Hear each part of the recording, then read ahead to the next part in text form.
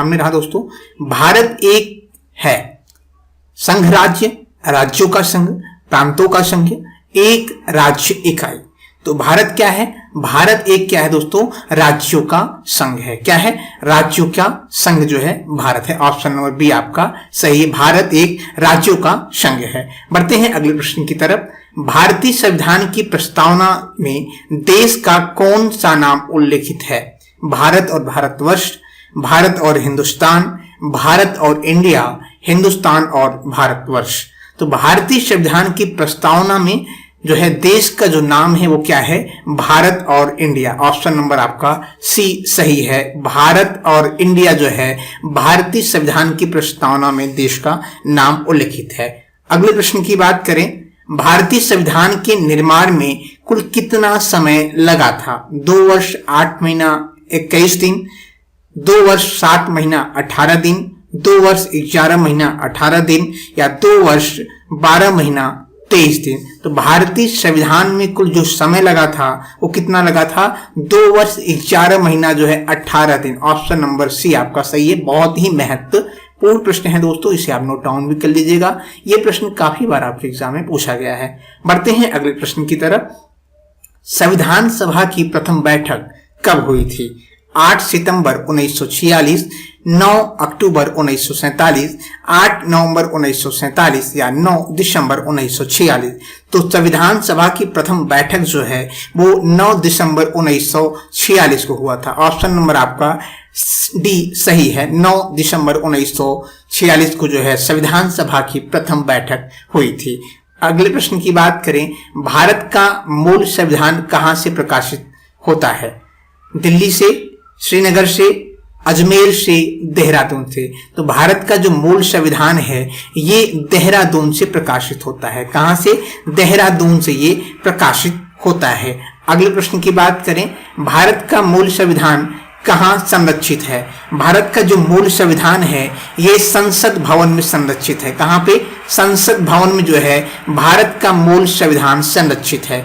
अगले प्रश्न की बात करें, भारतीय संविधान के किस अनुच्छेद में लोकसभा के गठन के संबंध में प्रावधान किया गया है? तो भारतीय संविधान के अनुच्छेद 81, अनुच्छेद 331, उपर्युक्त में दोनों या उपर्युक्त में कोई नहीं। तो भारतीय संविधान के अनुच्छेद 81 और 331 में जो है यानी उपर्युक्त में दोनों, ऑप्शन नंबर आपका सी सही है, जिसमें जो है भारतीय संविधान के लोकसभा के गठन के संबंध में प्रावधान दिया गया। किसमें? अनुच्छेद 81 और अनुच्छेद 331 में। अगले प्रश्न की बात करें, 11 दिसंबर 1946 को किसे संविधान सभा का अस्थायी अध्यक्ष चुना गया? यहाँ पे किसे होना चाहिए था? किसे जो है संविधान सभा का अस्थायी अध्यक्ष चुना गया था? तो ये चुना गया था किसे? डॉक्टर राजेंद्र प्रसाद को। ऑप्शन नंबर बी के साथ जाएंगे हम। डॉक्टर राजेंद्र प्रसाद को जो है 11 दिसंबर 1946 को संविधान सभा का अध्यक्ष चुना गया था। अगले प्रश्न की बात करें, संविधान सभा के अस्थायी अध्यक्ष रूप में किसे नियुक्त किया गया था? तो संविधान सभा के अस्थायी अध्यक्ष के रूप में दोस्तों सच्चिदानंद सिन्हा को जो है नियुक्त किया गया था। ऑप्शन नंबर सी के साथ जाएंगे। सच्चिदानंद सिन्हा को जो है संविधान सभा के अस्थायी अध्यक्ष के रूप में नियुक्त किया गया था। ऑप्शन नंबर डी सही है। अगले प्रश्न की बात करें, निम्नलिखित में से कौन सदन का सदस्य हुए बिना इसके अध्यक्ष के रूप में कार्य कर सकता है? तो सदन के सदस्य हुए बिना जो है अगर अध्यक्ष के कार्य कर सकते हैं तो वो कौन कर सकते हैं? भारत के उपराष्ट्रपति। ऑप्शन नंबर बी सही है। अगले प्रश्न की बात करें, भारतीय संसद के अपर हाउस को किस नाम से जाना जाता है? भारतीय संसद के अपर हाउस को जो है किस नाम से जाना जाता है? राज्यसभा के नाम से। ऑप्शन नंबर ए सही है। अगले प्रश्न की बात करें, किस भाग को संविधान की आत्मा कहा जाता है? अनुच्छेद 325, प्रस्तावना, मौलिक अधिकार या मौलिक कर्तव्य। तो संविधान की जो आत्मा कहा जाता है ये किसे कहा जाता है? ये कहा जाता है प्रस्तावना को। प्रस्तावना को जो है संविधान का आत्मा कहा जाता है। अगले प्रश्न की बात करें, भारतीय संविधान लागू करते समय इसमें कितने अनुच्छेद, भाग और अनुसूचियां थी? तो भारतीय संविधान लागू करते समय 395 अनुच्छेद, 22 भाग और 8 अनुसूचियां थी। कितना? 395 अनुच्छेद, 22 भाग और 8 अनुसूचियां थी, यानी ऑप्शन नंबर ए आपका सही है। अगले प्रश्न की बात करें, वर्तमान में भारतीय संविधान में कितने अनुच्छेद और भाग और अनुसूचियां हैं? 395 अनुच्छेद हैं, 22 भाग हैं और 12 अनुसूचियां हैं। कितनी? 12 अनुसूचियां, यानी ऑप्शन नंबर ए इसका भी सही होगा।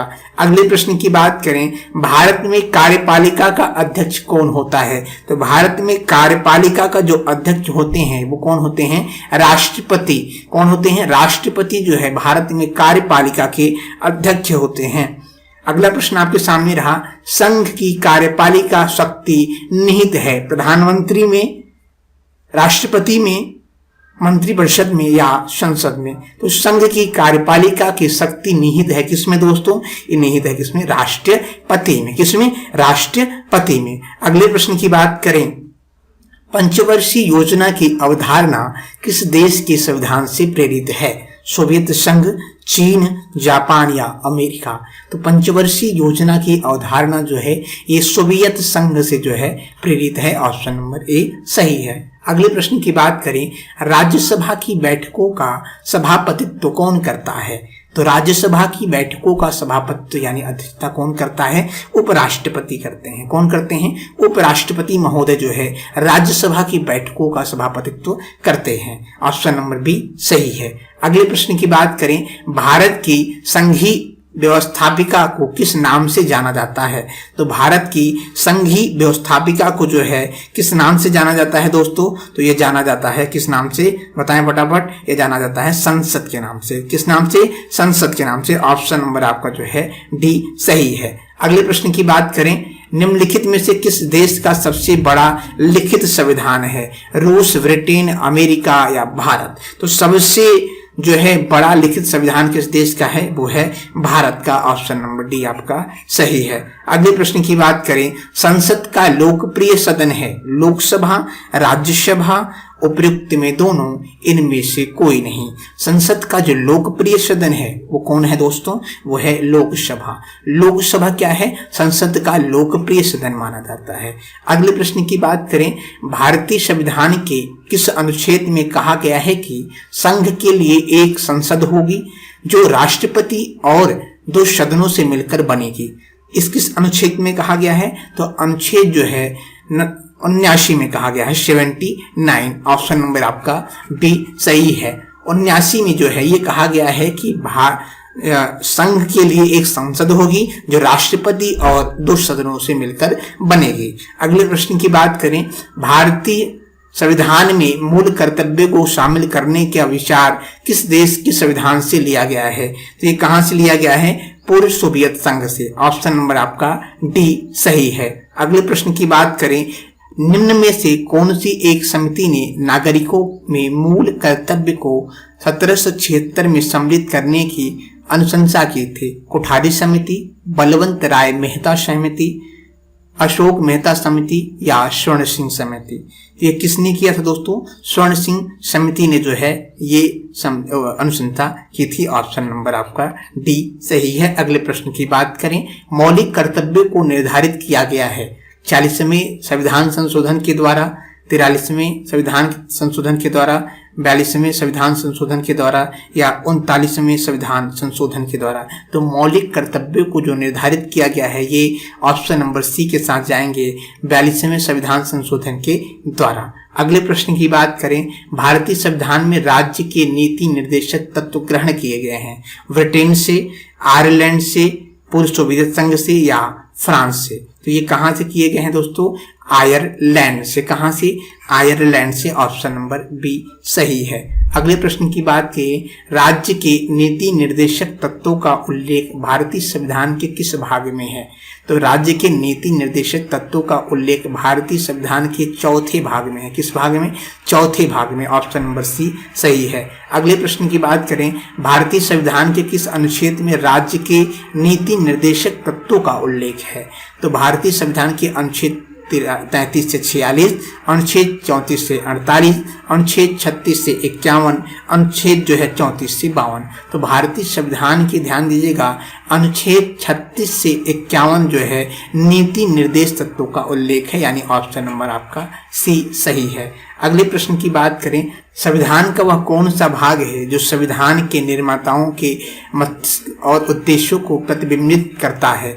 मूल अधिकार, संविधान की प्रस्तावना, राज्य के नीति निर्देशक तत्व, भारतीय नागरिकता। तो ये किसे करता है दोस्तों? ये राज्य के नीति निर्देशक तत्व, यानी ऑप्शन नंबर सी आपका सही है। अगले प्रश्न की बात करें, मौलिक अधिकार संविधान के किस भाग में वर्णित है? तो मौलिक अधिकार संविधान के तीसरे भाग में वर्णित है। ऑप्शन नंबर हम जाएंगे किसके साथ? बी के साथ। अगले प्रश्न की बात करें, भारतीय नागरिकों को मौलिक अधिकार का वर्णन है। भारतीय नागरिकों के मौलिक अधिकार का जो वर्णन है वो संविधान के 12 से 35 तक अनुच्छेद में है।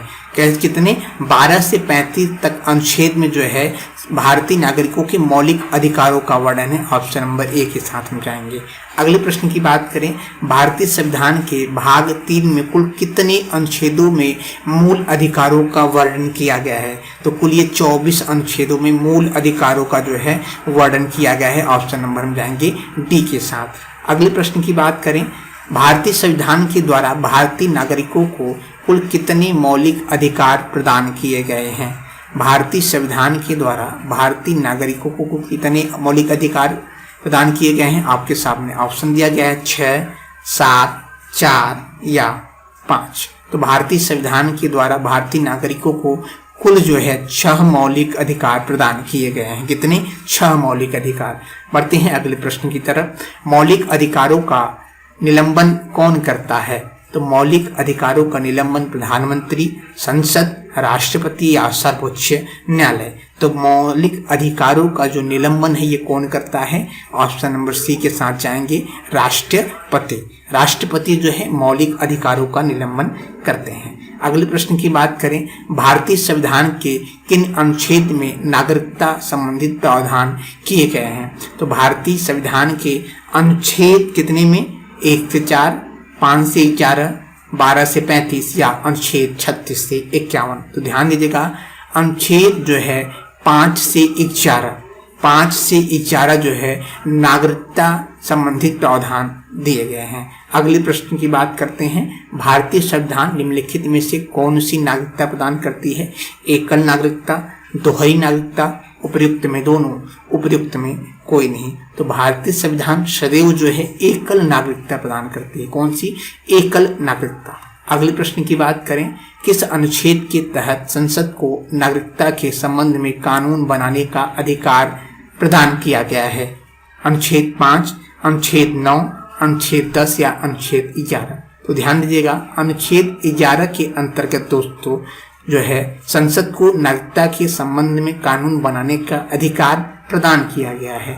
अगले प्रश्न की बात करें, देशीयकरण द्वारा नागरिकता प्राप्ति का एक तरीका क्या है? माता पिता की नागरिकता, भाई बहन की नागरिकता, विदेशी पुरुष से विवाह करने पर, विदेशी से मित्रता करने पर। तो ये इसका ऑप्शन क्या सही होगा? ऑप्शन नंबर सी, विदेशी से विवाह करने पर। अगले प्रश्न की बात करें, नागरिक बनने की निम्नलिखित शर्तों में से एक आवश्यकता शर्त क्या है? राज्य की सदस्यता, उच्च परिवार की सदस्यता, उच्च जाति की सदस्यता या किसी धर्म का समर्थन।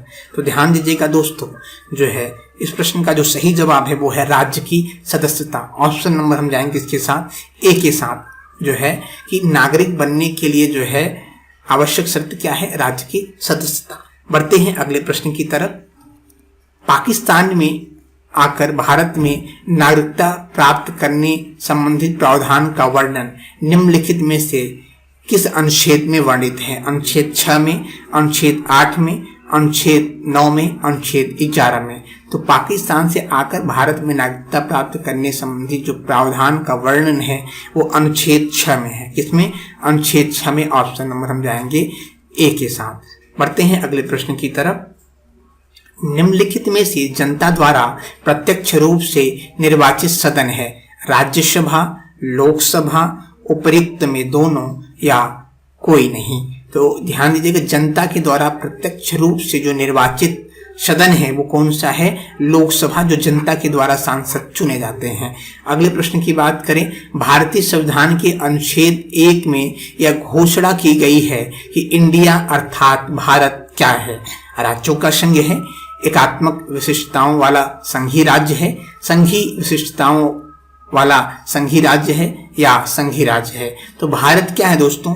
भारत एक राज्यों का संघ है। ऑप्शन नंबर हम जाएंगे किसके साथ? ए के साथ जाएंगे। भारत क्या है? भारत एक जो है राज्यों का संघ है। अगले प्रश्न की बात करें। आंध्र प्रदेश एक भाषाई राज्य के रूप में गठित किया गया है। कब किया गया था? बहुत ही महत्वपूर्ण प्रश्न है, काफी बार ये प्रश्न आपके एग्जाम में पूछा गया है। 1950 में, 1953 में, 1956 में, या 1961 में? तो आंध्र प्रदेश एक भाषाई राज्य के रूप में 1953 में किया गया था क्या? गठित। बात करते हैं अगले प्रश्न की दोस्तों। भारतीय संघ में किसी राज्य को सम्मिलित करने का अधिकार किसे है? तो भारतीय संघ में किसी राज्य को सम्मिलित करने का जो अधिकार है ये किसके पास है? संसद के पास है। किसके पास है? संसद के पास। अगले प्रश्न की बात करें। किसी राज्य के नाम में परिवर्तन करने का अधिकार निम्नलिखित में किसको प्राप्त है? तो किसी राज्य के नाम में परिवर्तन करने का अधिकार जो है ये किसको प्राप्त है दोस्तों? ये जो है संसद को प्राप्त है। ऑप्शन नंबर जाएंगे किसके साथ? बी के साथ। अगले प्रश्न की बात करें। महाभियोग की प्रक्रिया का उल्लेख किस अनुच्छेद में है? तो राष्ट्रपति की जो महाभियोग है इसकी जो प्रक्रिया का उल्लेख है ये अनुच्छेद 61 में है। किसमें? अनुच्छेद 61 में जो है महाभियोग की प्रक्रिया का उल्लेख मिलता है। अगले प्रश्न की बात करें। निम्नलिखित में से कौन किसी राज्य का क्षेत्र घटा या बढ़ा सकता है? तो ये कौन कर सकता है? संसद। ना तो राष्ट्रपति कर सकता है, ना तो राज्य व्यवस्था कर सकती है, ना तो क्षेत्रीय परिषद कर सकता है। कौन कर सकता है? ये संसद कर सकती है। किसी भी राज्य के क्षेत्र को घटा और बढ़ा सकती है। अगले प्रश्न की बात करें। 500 से अधिक रजवाड़ों देशी रियासतों के भारत में विलय के लिए कौन उत्तरदायी था? के.एम. मुंशी, बी.आर. अम्बेडकर, सरदार वल्लभ भाई पटेल, सरदार बलदेव सिंह। तो ये कौन उत्तरदायी था दोस्तों? ये कौन थे? ऑप्शन नंबर जाएंगे हम सी के साथ, सरदार वल्लभ भाई पटेल।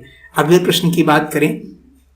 भाषा के आधार पर राज्यों का पुनर्गठन किस वर्ष किया गया था? तो भाषा के आधार पर राज्यों का पुनर्गठन जो किया गया था 1956, 1952, 1950 या 1951।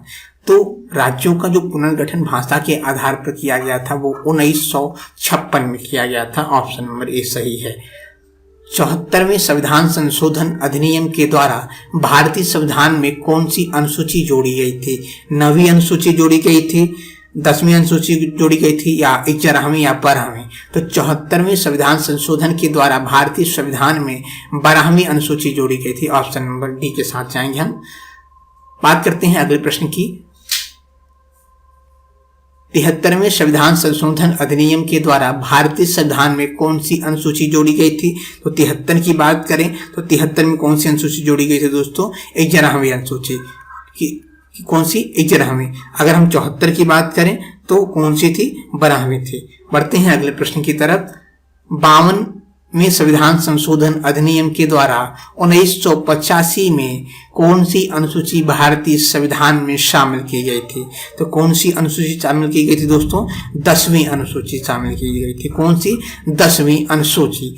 तीनों प्रश्न बहुत महत्वपूर्ण हैं जो मैंने आपको अभी बताया, इसे आप नोट डाउन भी कर लीजिएगा। अगले प्रश्न की बात करें। संविधान के किस भाग में संविधान संशोधन की प्रक्रिया का उल्लेख है? तो संविधान के जो है किस भाग में संविधान संशोधन की प्रक्रिया का उल्लेख है? भाग 20 में। बढ़ते हैं अगले प्रश्न की तरफ। संविधान के किस भाग में पंचायती राज व्यवस्था संबंधित प्रावधान दिए गए हैं? तो ये दिए गए हैं किस भाग में दोस्तों? 9वें भाग में। किस भाग में? 9वें भाग में संविधान की पंचायती राज व्यवस्था संबंधित प्रावधान दिए गए हैं। अगले प्रश्न की बात करें, संविधान के किस भाग में अस्थायी संक्रमणकालीन और विशेष उपबंधों का प्रावधान है? तो ये किस उपबंध में, किस भाग में है दोस्तों? तो ये भाग किस में है? भाग 21 में। ऑप्शन नंबर जाएंगे हम सी के साथ। अगले प्रश्न की बात करें, संविधान के किस भाग में नीति निर्देशक तत्वों का उल्लेख किया गया है? तृतीय भाग में, चतुर्थ भाग में, द्वितीय भाग में या 9वें भाग में? तो किया गया है कहाँ पे? चतुर्थ भाग में दोस्तों। कहाँ पे? चतुर्थ भाग में। ऑप्शन नंबर बी के साथ जाएंगे। चतुर्थ भाग में जो है संविधान के नीति निर्देशक तत्वों का उल्लेख किया गया है। अगले प्रश्न की बात करें, संविधान के भाग 1 में निम्न में से किसका वर्णन है? संघ और राज्य और उसके राज्य क्षेत्र, नागरिकता, मूल अधिकार, राज्य के नीति निर्देशक तत्व। तो ध्यान दीजिएगा, इस प्रश्न का जो सही जवाब है वो है आपका संघ और उसका राज्य क्षेत्र जो है भाग 1 में वर्णन है। ऑप्शन नंबर ए के साथ चाहेंगे हम। बात करते हैं अगले प्रश्न की, भारतीय संविधान की कौन सी विशेष व्यवस्था इंग्लैंड से ली गई थी? संसदीय प्रणाली, संघीय प्रणाली, मूल अधिकार, सर्वोच्च न्यायालय। तो ध्यान दीजिएगा, जो इंग्लैंड से लिया गया था, क्या लिया गया था दोस्तों? संसदीय प्रणाली। ऑप्शन नंबर ए के साथ हम जाएंगे। इसके साथ ऑप्शन नंबर ए के साथ जाएंगे। संसदीय प्रणाली कहाँ से लिया गया है? इंग्लैंड से। अगले प्रश्न की बात करें, भारत की संघीय व्यवस्था किस देश की संघीय व्यवस्था से अधिक समानता रखती है? ऑस्ट्रेलिया, कनाडा, अमेरिका या आयरलैंड से? तो ये कहाँ से रखती है दोस्तों? ये रखती है दोस्तों कहाँ से? कनाडा से। ऑप्शन नंबर हम जाएंगे इसके साथ बी के साथ। अगले प्रश्न की बात करें, भारतीय संविधान में समवर्ती सूची की अवधारणा ली गई है कनाडा से, ऑस्ट्रेलिया से, यूएसए से या ब्रिटेन से? तो ये कहाँ से ली गई है दोस्तों? ये ली गई कहाँ से? ऑस्ट्रेलिया से। ऑप्शन नंबर जाएंगे हम किसके साथ? बी के साथ चाहेंगे। अगले प्रश्न की बात करें दोस्तों, आपको बता दें, अगर अभी जो लोग हमें देख रहे हैं चैनल को, अगर नए जुड़े हमारे चैनल पे, अगर अभी तक चैनल को सब्सक्राइब नहीं किया है तो चैनल को सब्सक्राइब कर दीजिएगा, साथ ही साथ क्लास को शेयर करना ना भूलिएगा। अगर आपको इस क्लास की PDF चाहिए तो आप हमारे टेलीग्राम चैनल गुरुजी वर्ल्ड एग्जाम स्टडी से जुड़कर वहाँ पे आपको जो है इस क्लास की PDF मिल जाएगी। बढ़ते हैं अगले प्रश्न की तरफ। ये प्रश्न आपका है अगला, भारतीय संविधान के अंतर्गत संघ और राज्यों के बीच शक्तियों का विभाजन किसकी प्रेरणा पर आधारित है? अमेरिका, कनाडा, स्विट्जरलैंड या पूर्व सोवियत संघ? तो इस प्रश्न का जो सही जवाब है वो है आपका ऑप्शन नंबर बी, कनाडा। बात करते हैं अगले प्रश्न की, भारतीय संविधान में मौलिक कर्तव्यों का विचार लिया गया है अमेरिका के संविधान से, ब्रिटिश के संविधान से, रूस के संविधान से या फ्रांस की संविधान से? तो ध्यान दीजिएगा, भारतीय संविधान में मौलिक कर्तव्य का जो विचार लिया गया है ये कहाँ से लिया गया है दोस्तों? ये लिया गया है रूस के संविधान से। ऑप्शन नंबर हम जाएंगे किसके साथ? सी के साथ जाएंगे। अगले प्रश्न की बात करें, भारतीय संविधान में सम्मिलित नीति निर्देशक तत्वों की प्रेरणा हमें किस संविधान संशोधन से मिलता है? तो ये मिलता है आयरलैंड के संविधान संशोधन से। अगले प्रश्न की बात करें, संविधान की प्रारूप समिति में कुल कितने सदस्य थे? बहुत ही महत्वपूर्ण प्रश्न है दोस्तों, इसे आप नोट डाउन भी कर लीजिएगा। ये प्रश्न आपके एग्जाम में पूछा गया है, इसे आप नोट डाउन भी कर लीजिएगा, ठीक है। तो संविधान की प्रारूप समिति में कुल कितने सदस्य थे दोस्तों? तो इसमें सदस्य थे कितने? 7। ऑप्शन नंबर जाएंगे हम ए के साथ। अगले प्रश्न की बात करें, अनुच्छेद 356 का संबंध किससे है? वित्तीय आपात से, राष्ट्रपति आपात से, राष्ट्रपति शासन से या राष्ट्रपति संशोधन से? तो अनुच्छेद 356 का संबंध जो है राष्ट्रपति शासन से है। किससे? राष्ट्रपति शासन से। अगले प्रश्न की बात करें, संविधान सभा के विचार का औपचारिक रूप से प्रतिपादन किसके द्वारा किया गया था? तो संविधान सभा के विचार का औपचारिक रूप से जो प्रतिपादन किया गया था N.N. राव के द्वारा किया गया था। किसके द्वारा? N.N. राव के द्वारा। ऑप्शन नंबर सी के साथ जाएंगे हम। बात करते हैं अगले प्रश्न की दोस्तों, संविधान सभा को किसने मूर्त रूप प्रदान किया? महात्मा गांधी ने, मोतीलाल नेहरू ने, N.N. राव ने या जवाहरलाल नेहरू ने? तो संविधान सभा को जो है मूर्त रूप जो प्रदान किए थे किसने किया था? पंडित जवाहरलाल नेहरू ने। ऑप्शन नंबर डी सही है। 1938 में किस व्यक्ति ने वयस्क मताधिकार के आधार पर संविधान सभा के गठन की मांग की थी? महात्मा गांधी ने, जवाहरलाल नेहरू ने, सुभाष चंद्र बोस ने या वल्लभ भाई पटेल ने? तो किसने किया था दोस्तों? जवाहरलाल नेहरू। ऑप्शन नंबर चाहेंगे किसके साथ? बी के साथ चाहेंगे। अगले प्रश्न की बात करें, संविधान सभा के गठन की मांग सर्वप्रथम 1895 में किसके द्वारा किया गया था? महात्मा गांधी जी के द्वारा, जवाहरलाल नेहरू जी के द्वारा, B.R. अम्बेडकर के द्वारा या बाल गंगाधर तिलक के द्वारा? इस प्रश्न का जो सही जवाब है वह है ऑप्शन नंबर डी, बाल गंगाधर तिलक जी के द्वारा। बात करते हैं अगले प्रश्न की। लोकसभा का चुनाव लड़ने के लिए इच्छुक व्यक्ति की न्यूनतम आयु होनी चाहिए? 21 वर्ष की, 25 वर्ष की, 30 वर्ष की या 35 वर्ष की? तो लोकसभा चुनाव लड़ने के लिए इच्छुक व्यक्ति की जो आयु होनी चाहिए वो 25 वर्ष की होनी चाहिए। कितने? 25 वर्ष की। अगले प्रश्न की बात करें, कौन सा राज्य सबसे अधिक प्रतिनिधि लोकसभा भेजता है? बिहार, मध्य प्रदेश, पश्चिम बंगाल, उत्तर प्रदेश? तो सबसे अधिक जो है प्रतिनिधि जो भेजता है लोकसभा में वो कौन भेजता है दोस्तों? वो भेजता है आपका उत्तर प्रदेश। ऑप्शन नंबर आपका डी सही है। अगले प्रश्न की बात करें, किस राज्य का लोकसभा एवं राज्यसभा में प्रतिनिधित्व सबसे अधिक है? तो इस प्रश्न का भी उत्तर आपका उत्तर प्रदेश होगा। ऑप्शन नंबर ए सही है। अगले प्रश्न की बात करें, राज्यसभा को अस्थायी सदन कहते हैं क्योंकि सभी सदस्य आजीवन सदस्य होते हैं, इसे विघटित नहीं किया जा सकता, कुछ सदस्य प्रति 2 वर्ष में अवकाश ग्रहण करते हैं। बी और सी दोनों। इस प्रश्न का जो सही जवाब है वो है आपका ऑप्शन नंबर बी, इसे विघटित नहीं किया जा सकता। ऑप्शन नंबर बी आपका सही है। अगले प्रश्न की बात करें, राज्यसभा में प्रतिनिधित्व होता है राज्यों का, संघ शासित क्षेत्रों का, उपयुक्त में दोनों या उपयुक्त में किसी का नहीं? तो राज्यसभा में जो प्रतिनिधित्व होता है दोस्तों वो किसका होता है? वो होता है उपयुक्त में दोनों, यानी राज्यों का और संघ शासित क्षेत्रों का। ऑप्शन नंबर आपका सी सही है। अगले प्रश्न की बात करें, भारतीय संविधान के अनुसार देश का प्रथम नागरिक कौन होता है? तो भारतीय संविधान के अनुसार आपको पता होगा भारत का जो प्रथम नागरिक कौन होते हैं? वो होते हैं राष्ट्रपति। कौन होते हैं? राष्ट्रपति। बढ़ते हैं अगले प्रश्न की तरफ। भारतीय संविधान के अनुसार संघ की कार्यपालिका शक्तियां किस में निहित होती हैं? तो भारतीय संविधान के अनुसार संघ की कार्यपालिका शक्तियां जो है ये राष्ट्रपति में निहित होती हैं। ऑप्शन नंबर बी सही है। अगले प्रश्न की बात करें दोस्तों हम, भारतीय संविधान के अनुसार देश की तीनों सेनाओं का अध्यक्ष सुप्रीम कमांडर कौन होता है?